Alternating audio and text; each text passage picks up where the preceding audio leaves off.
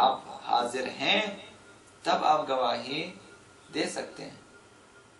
حاضر ہونا اور جو ہے حاضری کے ساتھ ساتھ جو ہے ہوشیار ہونا.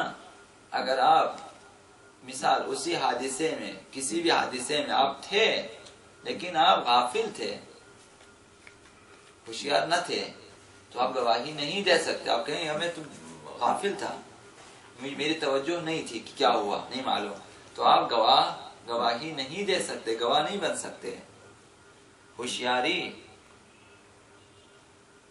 اور تیزبین نگاہوں سے جب آپ نے واقعے کو دیکھا اور واقعے کو سمجھا اور توجہ کی اور حاضر تھے, وہ گواہی دے سکتا ہے.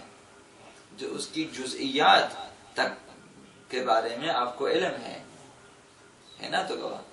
تو جب ایک شخص کی شہادت میں جو ہے بہت زیادہ جو ہے اس کے وہ شہادت گواہی بہت بڑی شدت سے ہو, بڑی سختی سے ہو, اور بہت بہتر سے بہتر گواہی دے, تو اس کو کہتے ہیں شہید.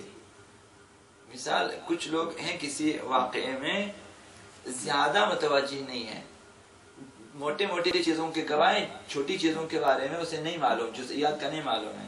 وہ حاضر ہے, ایک شخص حاضر ہیں اور بڑی دقت کے ساتھ ایک کسی واقعے کو دیکھتے ہیں, اور ایک جزئیات کا جب آپ جو دقت کر کے گواہی دیں تو آپ شاہد نہیں ہیں, شہید ہیں. شہید ہیں آپ, یہ مبالغہ ہے. شہید زندہ یا مردہ؟ شہیدوں کو اگر شہید کہتی اس وجہ سے کہ انہوں نے دقت کی, وہ حاضر رہے اور اب انہوں نے گواہی دینی ہے. اب شہیدوں کے مراتب ہیں, وہ جو جس قدر معاشرے کے امور سے جو ہے امور کے متعلق انہوں نے کام کیے ہیں اور ان کی خاطر انہوں نے اپنی جان کا نذرانہ پیش کیا, اور اسی حساب سے آج مرنے کے بعد بھی ان کے لیے حیات ہے, زندگی ہے, اور اس زندگی میں آج مرنے کے بعد بھی وہ ہمارے معاشرے کے نگران ہیں, نگہبان ہیں, اور دیکھ رہے ہیں کیا ہو رہا ہے کیا نہیں ہو رہا. کل قیامت کی یہ گواہی دیں گے کہ ہمارے بعد انہوں نے کیا کیا. اب شہادت کے لیے حتماً قتل ہونا کی شہید وہ ہے جو قتل ہو جائے, اگرچہ وہ ایک سلسلہ ہے اپنی جگہ, لیکن ہمیں ہر صورت میں شہید ہونا. شہید یہ کہ معاشرے سے اور اپنے اسلامی معاشرے سے, مسلمانوں کے حالات سے, اسلامی دنیا سے بے خبر نہ ہوں, خود حاضر ہوں اسلامی دنیا میں, غافل نہ ہوں, کیا ہو رہا ہے پوری دنیا میں آپ باخبر ہوں, اور اپنی استعداد کے مطابق آپ وہاں پہ توجہ کریں, دقت کریں اور کام کریں, اور گواہ بنیں. گواہ یہ کہ آپ پورے واقعات کا تجزیہ تحلیل رکھتے ہیں, اور جہاں بھی آپ کے لیے مناسب گواہی دینے کی بارے جب بتا دیتے ہیں لوگوں کو, اور اسی حساب سے لوگوں کو آگاہی آپ دے دیتے ہیں. شہید ہیں ہم سب. ہم اگر شہید ہیں تو پھر ہم آج امام زمانی ہیں, اگر شہید ہیں تو آج ہم اہل بیت کے لیے. تو ایسا ہے کہ سلیمان نے کہا کہ ہم شہید ہو جاتے, بھائی انہوں نے سمجھا کہ اس طرح ہماری توبہ قبول ہو جائے, بے فائدہ ہے. کچھ لوگ جاتے ہیں شہید ہونے میدان جنگ میں, ان کا مقصد کیا ہوتا ہے؟ مقصد ہے کہ میں شہید ہو جاؤں, میں کامیاب ہو جاؤں, مجھے ایک درجہ ملے, مجھے ایک مقام ملے. جبکہ اکثر ایسے شہداء ہیں جنہیں اصل معاشرے کی فکر نہیں ہے, وہ اپنی فکر میں کہ میں شہید ہو جاؤں, مجھے مقام ملے گا, شاید میرے گناہ معاف ہو جائیں اور میں سیدھا جاؤں جنت میں. اب وہ ایک حد تک شہید ہو سکتے ہیں, لیکن شہید میں شہادت در راہ خدا ہونا چاہیے.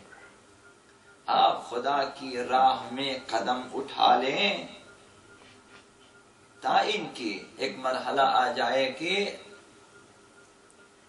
خواہ کوئی کسی طرح راہ خدا میں آپ کی جان لے لی جائے, یعنی کبھی ضروری ہو جائے آپ کو کہ آپ راہ خدا میں اپنی جان دے دیں, تب آپ دیں. لیکن کوشش کریں زندہ رہیں، زندہ رہیں تاکہ راہ خدا میں کام کریں۔ شہید ہونے کے بعد آپ کام نہیں کر سکتے، زندہ شہید بن جائیں، زندہ شہید بن جائیں۔ آج راہ خدا میں قدم اٹھا شہید ہے، من مات علی حب آل محمد مات شہید، جو اپنے مال کے دفاع میں، حفاظت میں مارا جائے شہید ہے، جو ناموس کی حفاظت میں مارا جائے شہید ہے۔ بہت سارے شہید ہیں۔ اور آپ نے سنا کہ جو ہے مداد العلماء افضل من دماء الشہداء، کہ علماء کے قلم کی سیاہی، تو آپ بہتر شہید ہو جائیں جب عالم شہید ہو جائیں، وہ بھی عالم بزمانے ہی، اپنے زمانے کے حالات سے باخبر اور اپنے زمانے کے حساب سے کام کرنے والے عالم۔ عالم یعنی وہ جو ورثہ انبیاء ہو، وارثین انبیاء ہو، تب عالم ہے۔ علماء ورثۃ الانبیاء، عالم یعنی ہے عالم وہ جو اپنے علم پہ عمل کرتا، جو اپنے آگاہی پہ عمل کرتا۔ عالم وہ ہے جو معلم بنا، جو اپنا علم دوسروں تک پہنچا۔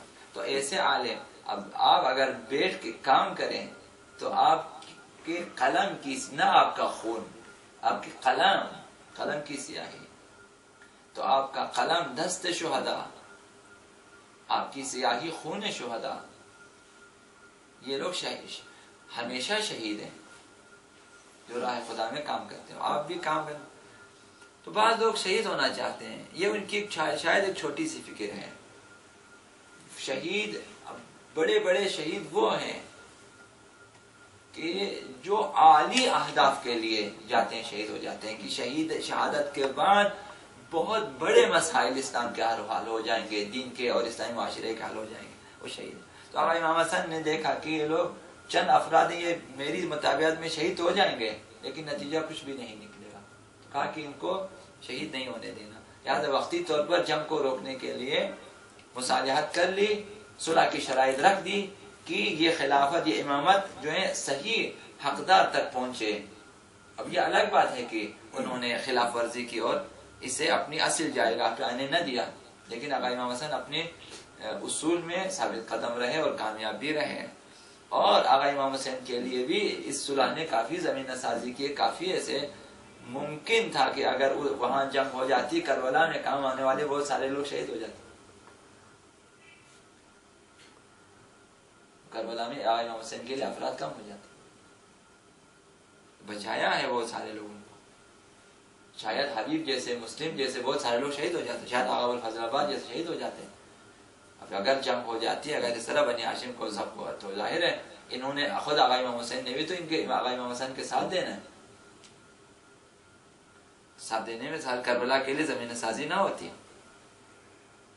آقا امام حسین نے یہ سوچا ہوگا کہ جو ہے ایک مختصر مدت کے لیے صلح کرتے ہیں تاکہ میرے افراد بچیں، تاکہ کربلا کے لیے بہتر زمین سازی، تاکہ بہترین افراد اپنے کمال کو پہنچیں، تاکہ آقا امام حسین کے لیے زمینہ ہموار ہو جائے۔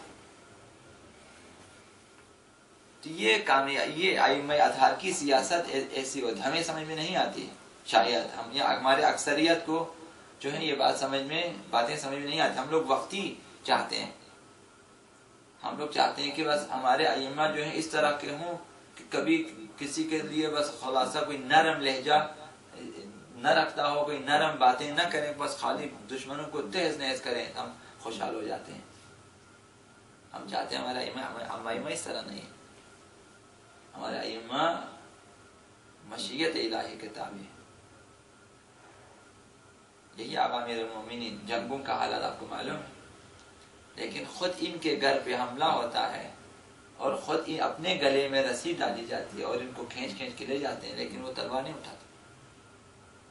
معلوم ہے کہ اگر میں تلوار اٹھاؤں اس وقت کیا ہوگا، یہ ان کو پتہ ہے، نہیں ان کی وہ ابھی کمزور ہو چکے ہیں، بوڑھے ہو چکے ہیں، ایسے نہیں ہے۔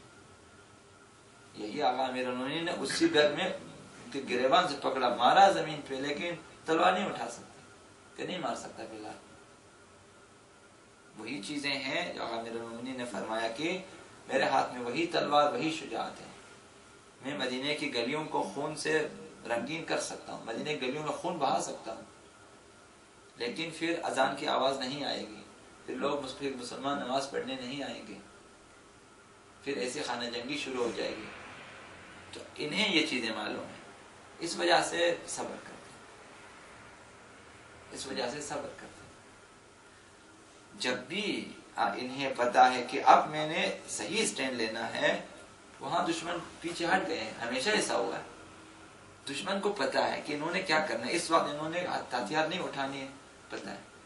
سیدہ کونین کی شہادت کے وقت جب ان کو رات کو دفنا دیا، یہ قصے آپ کو معلوم ہے، جو ہے بیت الاحزان جو کتاب ہے، شیخ عباس قومی اردو ترجمہ بھی ہے، پڑھیں ضرور.